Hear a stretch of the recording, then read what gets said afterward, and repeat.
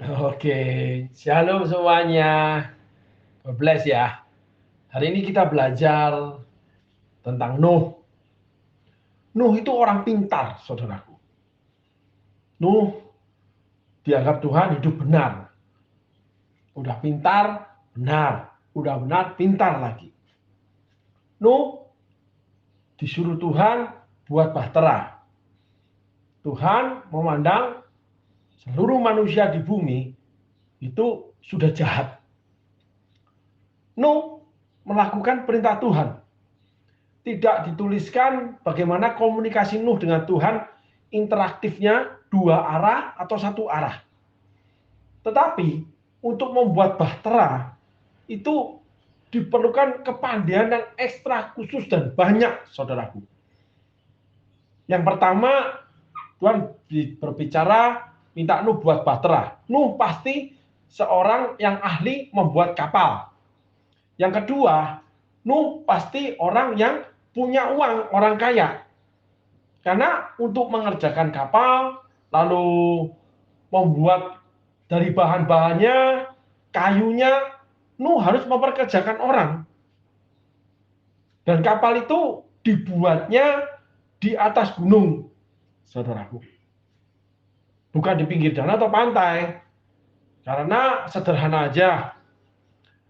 Kapal kalau dibuat di pinggir pantai atau di pinggir danau, ketika air bah datang, gelombang tinggi, kapal itu akan menabrak gunung, pecah. Tetapi Alkitab mencatat kapal itu semakin naik terapung-apung. Berarti kapal itu dibuat di gunung, di puncak gunung yang tinggi. Jadi nggak berbenturan dengan gunung, saudaraku. Sederhana sekali. Ya, terkadang kepandaian itu adalah kesederhanaan. Lahir dari imajinasi. Orang pandai itu orang yang punya halusinasi, punya imajinasi yang dianggap orang itu bisa fiktif, bisa nggak mungkin, tapi oleh karena kepandaiannya dijadikan mungkin. Berarti Nuh orang yang suka berimajinasi, orang yang kreatif dengan pikiran dia. Nah, kita sudah dapati banyak nih kelebihan Nuh. Nuh itu orang yang luar biasa. Tetapi pemilihan Allah bukan luar biasanya Nuh. Tapi Allah melihat Nuh hidupnya dianggap benar. Nah, di sini kita ketemu sebuah kebenaran bahwa Allah itu memilih seseorang memang dalam pemilihan untuk tugas tertentu dibutuhkan kepandaian. Tetapi Allah tidak hanya memilih karena kepandaian, kemampuan, skill. Yang Alkitab tulis bukan Nuh itu orang pandai. Karena yang disebut orang pandai itu tersirat atau tafsir dari seseorang. Saya menganggap Nuh pandai karena setelah diteliti, kita telisik, kita ikuti, lalu kita bayangkan, kita imajinasikan, menjadikan sebuah fakta, itu memang Nuh itu orang pintar. Orang yang punya ijazah S3 banyak itu, saudaraku. Yang pertama, ahli membuat kapal. Lalu yang kedua, ahli tentang air atau kelautan. Nuh membuat di atas gunung. Karena dia tidak ahli, dia akan buat di tepi pantai. Nuh, seseorang yang punya imajinasi, seseorang yang visioner. Melihat ke depan apa yang terjadi dari yang akan dikerjakan. Keberhasilan Nuh, karena Nuh itu seseorang yang memiliki visioner. Jadi saudaraku, salah satu tiang tonggak keberhasilan, kita harus punya visi atau seseorang punya visioner. Apa yang dikerjakan hari ini, ke depannya itu harus bagaimana dan jadi apa. Kita harus punya bayangan. Kalau ikut Tuhan mengalir, tapi kalau melakukan tugas nggak mengalir, saudaraku. Saudara kalau mau makan, sendok nggak akan melayang sendiri. Kita lihat yang kita makan, kalau makanan itu berbentuk sebongkah daging, steak, kita harus pakai pisau untuk memotongnya.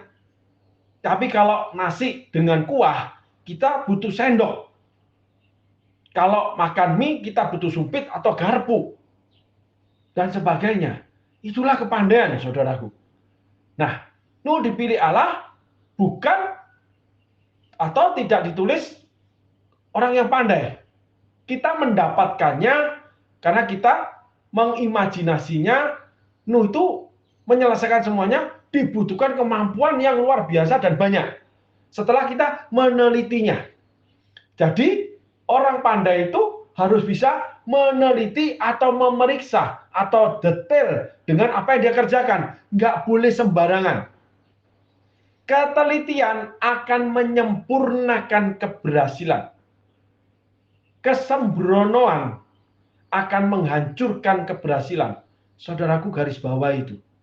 Nuh berhasil karena teliti. Coba saudara bayangkan demikian banyaknya makhluk hidup di dalam sebuah kapal. Perhitungan oksigen, sanitasi, makanan, hewan yang sakit, melahirkan, makanan bermacam-macam dari rumput sampai makhluk hidup. Ada yang kanibal. Yang 150 hari air bah itu. Belum menunggunya. Kurang lebih 6 bulan, saudaraku. Nuh harus mengurus semuanya. Kalau tidak, kapalnya penuh dengan kotoran. Banyak yang sakit, banyak yang mati, termasuk Nuh. Sedangkan hujan demikian lebat, palka harus ditutup. Nggak boleh bocor airnya. Udaranya dari mana? Nuh seorang ahli yang namanya biologi. Nuh seorang ahli yang namanya di bidang makanan makhluk hidup, herbivora, karnivora, omnivora. Nuh seorang ahli bagaimana menangani hewan itu sakit atau jangan sakit. Nuh seorang ahli botani, yaitu orang yang ahli mengenal tanaman yang harus memberikan makan 6 bulan kepada setiap makhluk hidup yang ada di dalam bahteranya.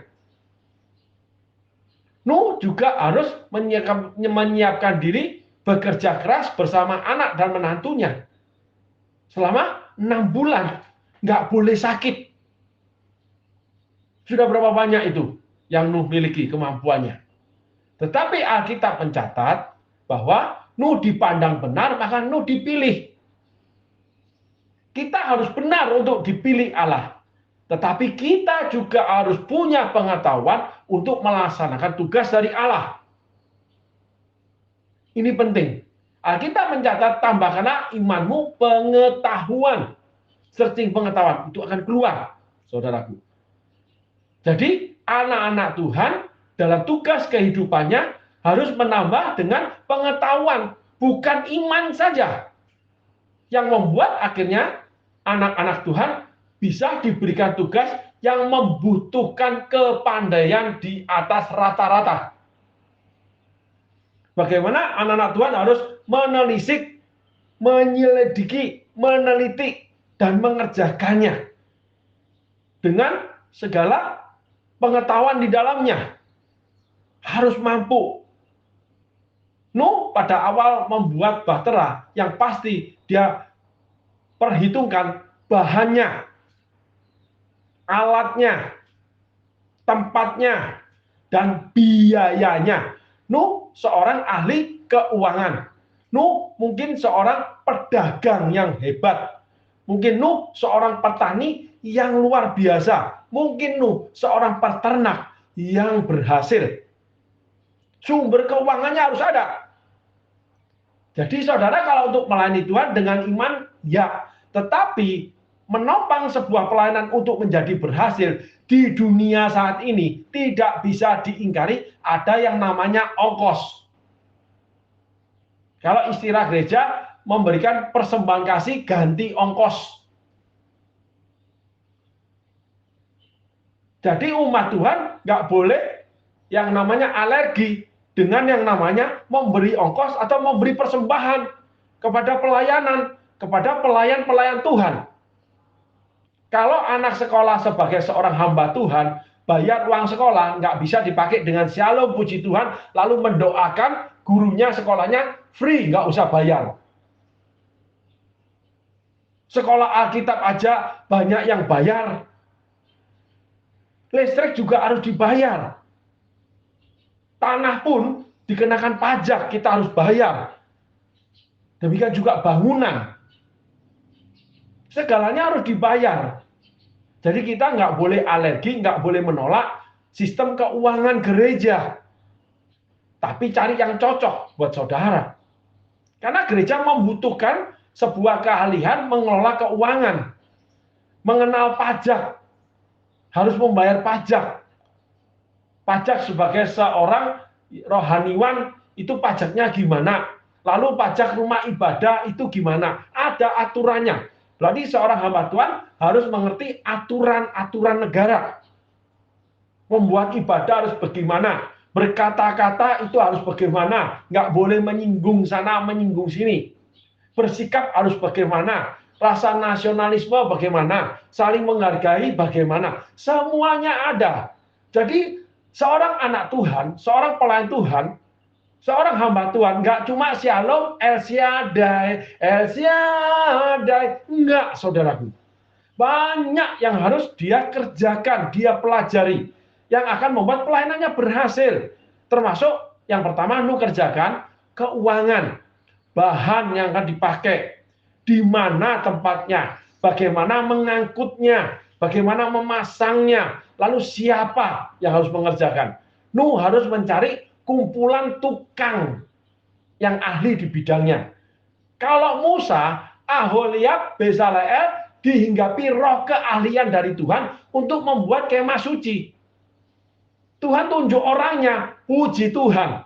Tapi kalau enggak, seorang diaken yang punya contoh real estate, disuruh bangun tembok di gereja, masang bata demi bata, lalu menyemen. Nggak mungkin bisa. Butuh tukang bata. Itu harus dimengerti. Nah, tukang membangun gereja, bangun tembok gereja, bangun apapun di gereja, itu butuh dibayar. Jadi umat Tuhan jangan alergi dengan keuangan gereja.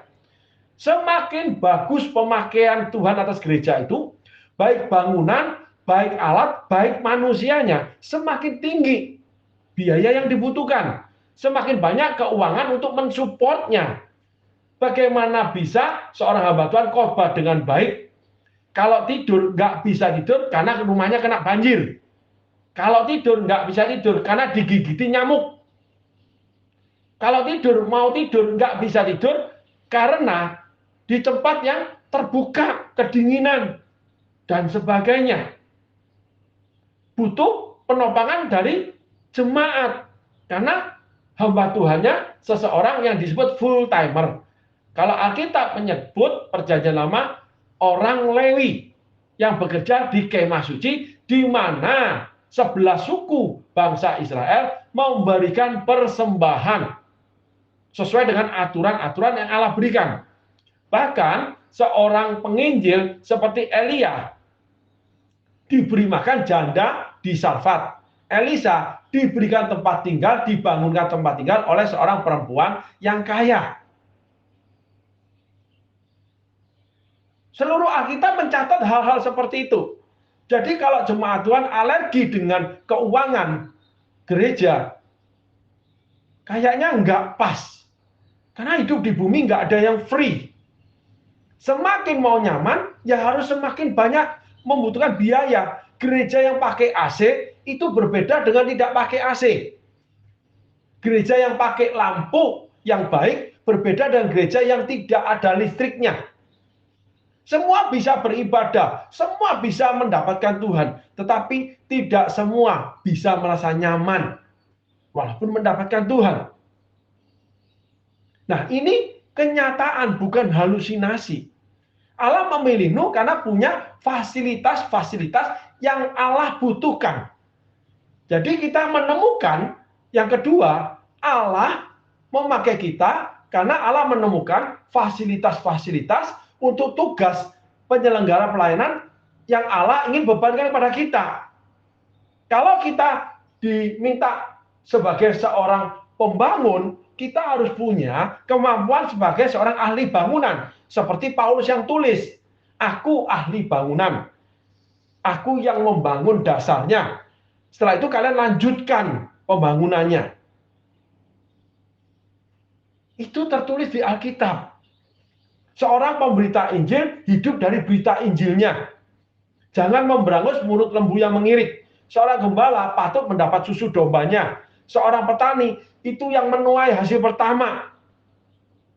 Seseorang punya harta duniawi harus membagikan sebagian hartanya kepada mereka yang membawa harta surgawi. Seseorang yang menerima pengajaran harus memberikan sebagian hartanya kepada orang yang mengajarkan dia. Itu ada semua di kitab Paulus. Paulus adalah seseorang dipakai sebagai penyampaian firman Allah untuk tata laksana pelayanan. Kalau Petrus tidak, Yohanes tidak. Nah, itu ada. Jadi ketika seseorang yang dipilih oleh Allah, Allah membutuhkan fasilitas yang dimiliki orang itu untuk tugas yang diberikan Allah. Walaupun fasilitas itu ya dari Allah. Tetapi apabila kita berkeberatan, kita tidak mau, kita memandang itu nggak boleh, kita sudah berseberangan dengan Alkitab, khususnya keuangan, khususnya kemampuan kita. Semua Tuhan yang beri, semua tercatat di Alkitab. Itu lebih pentingnya, saudaraku. Sehingga kita harus menuju kepada, berafiliasi kepada, merujuk kepada, membuat batu penjuru kepada firman Tuhan. Kalau firman Tuhan tulis, jangan alergi. Termasuk yang namanya persepuluhan. Persepuluhan ada di Perjanjian Baru. Saya tidak ingin ikut polemik, saya cuma membacakan Alkitab. Saudara searching tentang selasi damar bedulah. Memberi kepada orang tua, kamu tidak memberi persembahan kepada rumah Allah. Yang satu kamu harus lakukan, yang satu juga kamu harus lakukan. Kalau kamu sudah memberikan kepada rumah Allah, kamu tidak memberikan orang tua, itu dianggap salah sama Tuhan. Saudara searching selasi damar bedulah. Jadi semuanya itu ada. Hari ini kita belajar, yang pertama, kita harus hidup benar. Lalu Tuhan akan membutuhkan fasilitas yang saudara miliki, baik itu kemampuan, kepandaian, harta, rumah yang bisa dibuat komsel, untuk menunjang pelayanan Tuhan di bumi, yang dilaksanakan oleh manusia, bukan malaikat. Roh Kudus bekerja melalui manusia. Sangat sedikit Roh Kudus bekerja sendiri, sangat sedikit malaikat itu yang menyampaikan kehendak Allah. Yang ditulis Alkitab lebih banyak mengatur manusia. Roh Kudus bekerja melalui manusia. Itu kita harus pahami dulu. Kesalahan manusia tidak bisa menganulir, meniadakan firman Allah. Kebejatan manusia tidak boleh meniadakan, menganulir firman Allah. Kalau manusianya yang salah, manusianya yang akan dihukum sama Tuhan. Kembali kepada masing-masing. Setiap dosa ditanggung oleh sang pelaku. Alkitab mencatat itu. Jadi kita ikuti Alkitab aja, nggak usah alergi. Apa yang ada pada kita berikan kepada Tuhan melalui pelayanan, gereja, atau hamba Tuhan, silakan aja. Sehingga gereja-gereja mega church itu banyak yang namanya donatur, banyak bendahara Tuhan, banyak orang punya hati sama Tuhan yang meletakkan hartanya di gereja. Sehingga membuat gereja itu menjadi nyaman banget, jemaatnya banyak. Semakin banyak jemaat, semakin sadar, mereka semakin memberi fasilitas hidup mereka kepada gereja, semakin hebat gereja itu dipakai Tuhan. Jadi gereja yang belum dipakai Tuhan sehebat itu, oleh karena panggilan, ya salah satu bagiannya. Tetapi ada bagian yang lain, ada gereja kecil, tapi limpah berkat dan rahmatnya. Karena mereka mengajarkan, mereka melakukan firman Tuhan. Memberkati pelayanan, memberkati gereja, memberkati orang-orang yang melayani. Dan itu tidak salah. Jadi segala fasilitas di mana Allah membutuhkan untuk tugas pelayanan Allah bebankan, itu ada dan harus kita laksanakan. Yang pertama, harus dianggap benar seperti Nuh. Lalu apa yang kita miliki? Kita boleh bagikan seberapa Tuhan kehendaki. Itu pribadi Tuhan sama saudara. Ada yang rela sedemikian rupa, ada yang cuma sedemikian rupa. Semua itu ada standarnya. Yang rela sedemikian rupa, yang cuma sedemikian rupa, itu ada tulisannya semua. 30, 60, 100 kali ganda. Ada lagi yang takaran atau ukuran. Berilah maka kamu akan diberi, suatu takaran yang baik dipadatkan, dicurahkan dalam limpahanmu. Ukuran kamu pakai akan aku ukurkan kepadamu. Jadi kalau mau habis-habisan sama Tuhan, Tuhan juga habis-habisan sama kita. Tetapi kalau memakai ukuran takaran 30, 60 kali, 100 kali ganda, ya monggo aja. Itu antara kita dengan Tuhan, pemilik fasilitas dengan yang memintanya. Itu bagian Tuhan, bukan bagian kita untuk mengomentarinya. Tetapi hidup itu nggak ada pilihan. Ketika Tuhan bebankan kita tugas panggilan, apapun bentuk panggilannya pasti ketemu dengan namanya kemampuan atau fasilitas yang kita miliki. Nuh, yang pertama, dia punya kepandaian, dia punya pengetahuan. Yang kedua, dia punya kemampuan, dia punya namanya pertimbangan. Bagaimana dia harus membangun, di mana bahannya dari mana, siapa yang mengerjakannya. Karena bahtera itu besar ukurannya. Dan lebih lagi, seluruh makhluk harus ada di dalam bahtera itu. Nuh orangnya sama Tuhan itu polos. Nuh tidak pakai kepandaian, kemampuan, atau fasilitas yang miliki untuk berbantah sama Tuhan. Itu yang ketiga. Saudara harus pahami ini. Banyak orang pandai, banyak orang punya fasilitas, banyak orang punya kemampuan yang berdialog sama Tuhan, tetapi tawar-menawar. Bahkan menolak dengan pertimbangannya sendiri. Kalau Nuh tidak. Alkitab yang menceritakan tentang Nuh dibuka bahwa Tuhan akan mendatangkan air bah dan seluruh hewan itu ada di bahtera. Kamu harus isi dengan 7 macam begini begitu. Kalau Nuh pakai pandanya, nggak bisa Tuhan. Saya cari di mana. Beruang tuh ada berapa macam. Yang harus saya selamatkan, saya harus ke ujung bumi mencarinya. Dari Alaska sampai ke Arab Saudi. Ke tanah Arab. Dari padang gurun sampai yang namanya gunung es. Dari tepi laut sampai namanya puncak Himalaya. Dia harus cari itu. Ya nggak mungkin Tuhan. Kalau Nuh memakai pikirannya, kemampuannya, kepandaiannya.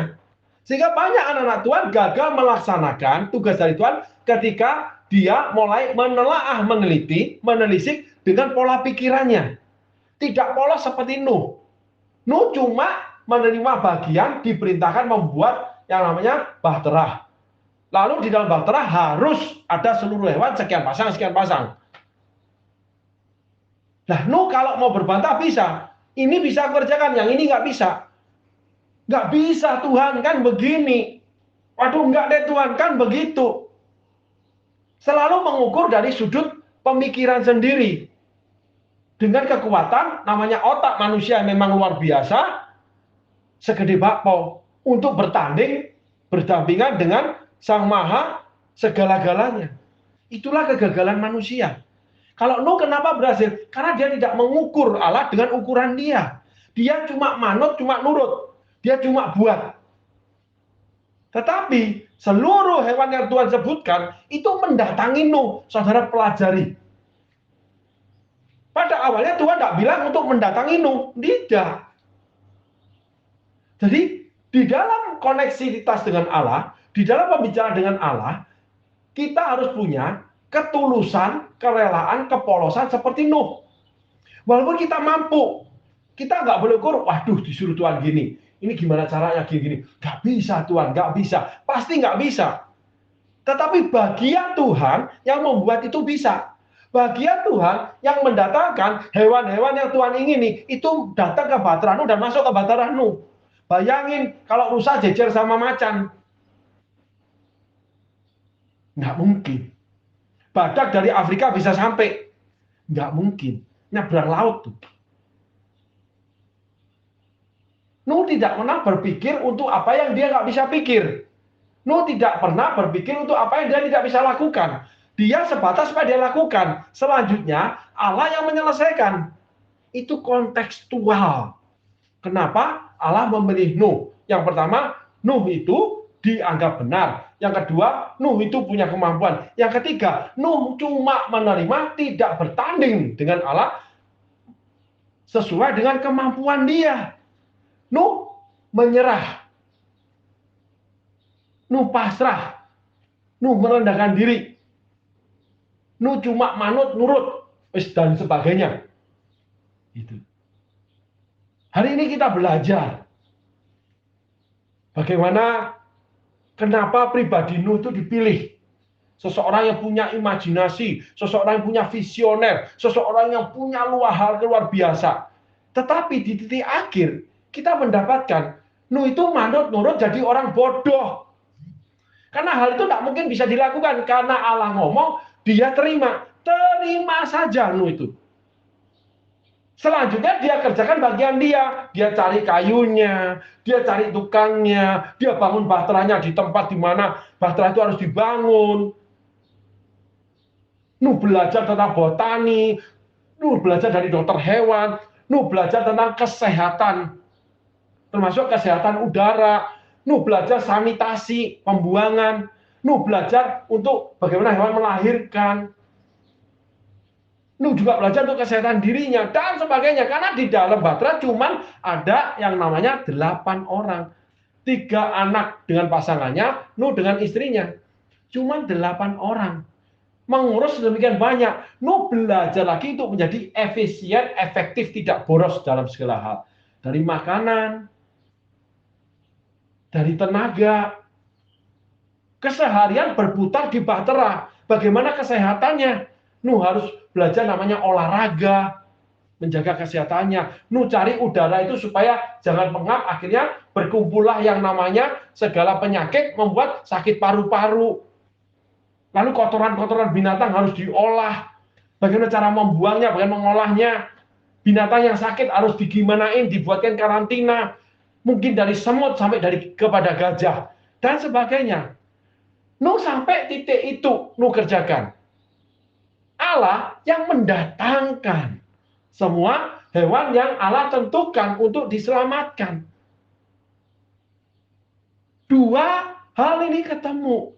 Tapi hari ini kita belajar pada satu titik kita harus menyerah pada Allah.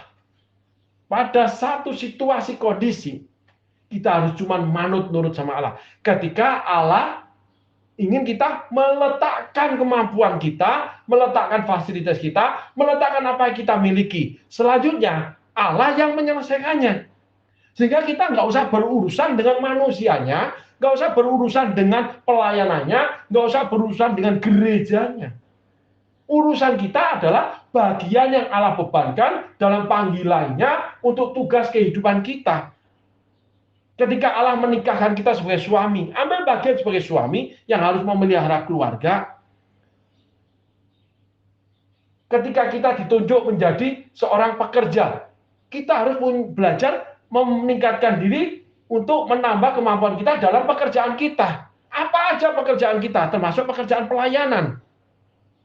Kita harus menjaga kesehatan kita supaya kita bisa fight, kita bisa segar, kita bisa bugar, punya tenaga untuk menyelesaikan pekerjaan kita. Walaupun pekerjaan kita cuma duduk dan berhitung. Karena harus menjaga kesehatan. Kita harus membangun pengetahuan untuk membuat pekerjaan yang Tuhan berikan pada kita dalam kehidupan ini, apapun status, jabatan, kedudukan yang Tuhan tentukan, itu dibutuhkan namanya kemampuan. Kemampuan bisa didapatkan karena punya pengetahuan. Dan pengetahuan itu akan jadi kalau kita lakukan. Setelah itu, ada bagian-bagian Allah, nggak usah terlalu jauh ke depan. Visinya Nuh cuma membuat bahtera. Visinya Nuh itu nggak pernah tahu berapa lama itu air. Visinya Nuh tuh nggak tahu kalau dia mendarat di mana. Allah simpan. Bagian kita adalah apa yang Allah ucapkan, kita percaya. Dan kita kerjakan. Selanjutnya, itu bagian Allah yang kerjakan. Nuh nggak pernah tahu mendarat di mana. Berapa lama itu air? Bagaimana itu hewan-hewan bisa masuk ke bahteranya? Karena nggak mungkin lakukan. Dan itu disimpan di tangannya Allah. Karena itu bagian Allah. Sehingga apa yang Allah tidak ucapkan, apa yang Allah tidak berikan, apa yang Allah tidak beritahu, itu bagian Allah. Apa yang Allah ucapkan, apa yang Allah berikan, apa yang beritahu, itu bagian kita. Amin, saudaraku. Hari ini kita belajar tentang Nuh. Kita harus hidup benar, kita harus punya pengetahuan untuk meningkatkan kemampuan. Lalu selanjutnya, kita harus manut dan nurut saja. Karena bagian yang terakhir, itu bagiannya Allah. Bukan bagian kita. Amin, saudaraku. Tuhan Yesus berkati. Terima kasih.